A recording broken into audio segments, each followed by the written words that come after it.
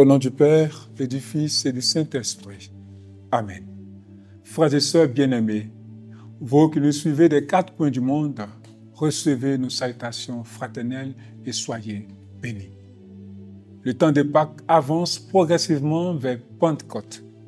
Le dimanche prochain, 6e dimanche de Pâques, la liturgie nous dévoilera un aspect essentiel du mystère pascal, la manière dont le ressuscité continue de demeurer parmi nous.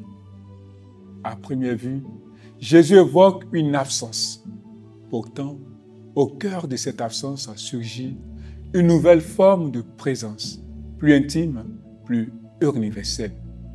Une promesse éclaire notre route, celle de l'Esprit Saint, celle de la paix véritable, celle d'une communion profonde entre Dieu et l'humanité. Dans la première lecture, tirée des Actes des Apôtres, l'Église fait face à une crise doctrinale. Faut-il imposer la circoncision aux païens convertis? Une question qui aurait pu diviser la jeune communauté. Mais guidés par l'Esprit, apôtres et anciens discernent ensemble.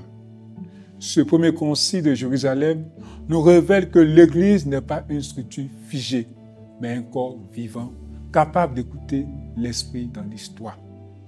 La formule « L'Esprit Saint nous avons décidé » frappe par sa force.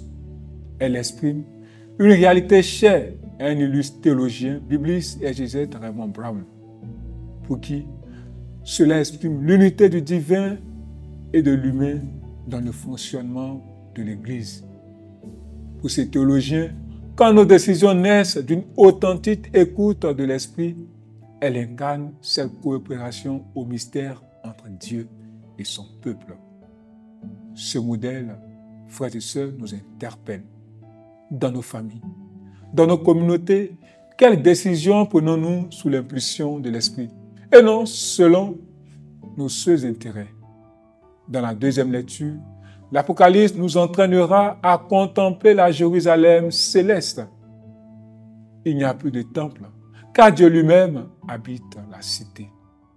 Loin d'une fuite dans l'imaginaire, Jean nous présente sa vision eschatologique ancrée dans la fidélité du Christ ressuscité. Cette cité, illuminée par la gloire de Dieu, symbolise l'accomplissement du dessein divin dans lequel la lumière du Christ éclaire toute l'humanité.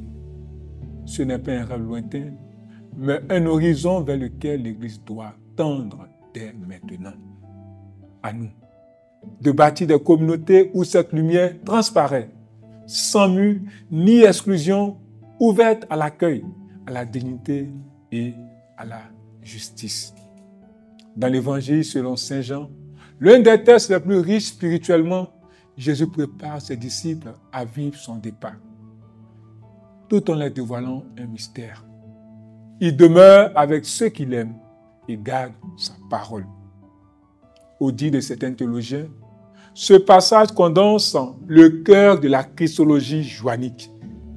Désormais, la demeure de Dieu n'est plus un lieu, mais le cœur des croyants.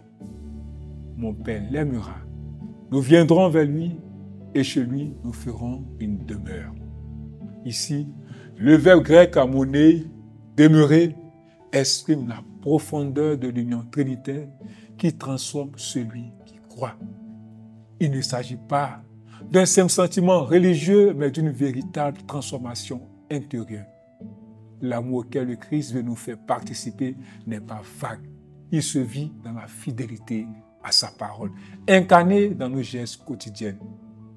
Saint Jean-Eudes avait raison de dire que le chrétien doit vivre en sanctifiant les actions ordinaires. Et cette parole s'accomplit dans la promesse du défenseur, l'Esprit Saint. Frères et sœurs, la suite de l'évangile de Jean nous révèle que l'Esprit est celui qui rappelle tout ce que Jésus a dit et qui le rend vivant dans le présent de l'Église. Il est mémoire vivante du Christ. Il éclaire les consciences, unit les croyants et nourrit leur paix intérieure. Frères et sœurs, aujourd'hui, Jésus nous laisse sa paix. Une paix qui ne ressemble pas à celle du monde, mais qui vient d'une présence intérieure. il nous donne l'Esprit qui transforme notre écoute en fidélité, notre inquiétude en confiance. Par l'Esprit, l'absence du Christ devient l'espace de sa présence plus profonde. Nous ne le voyons plus, mais nous savons qu'il habite dans notre histoire, notre Église et le cœur de quiconque l'aime. Que l'Esprit Saint nous donne de garder cette parole avec amour, de bâtir une Église accueillante, fidèle et lumineuse. Que la paix du Christ soit notre force et notre lumière dans le monde d'aujourd'hui. Amen.